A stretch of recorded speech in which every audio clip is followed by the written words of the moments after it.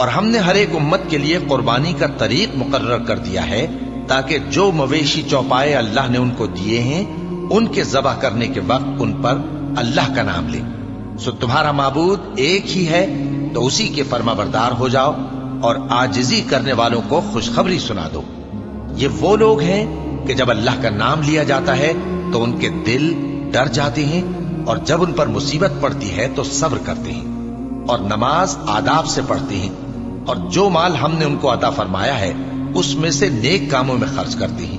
اور قربانی کے اونٹوں کو بھی ہم نے تمہارے لیے اللہ کے شعائر مقرر کیا ہے، ان میں تمہارے لیے فائدے ہیں، تو قربانی کرنے کے وقت قطار باندھ کر ان پر اللہ کا نام لو، پھر جب پہلو کے بل گر پڑیں تو ان میں سے کھاؤ اور قناعت سے بیٹھ رہنے والوں اور سوال کرنے والوں کو بھی کھلاؤ۔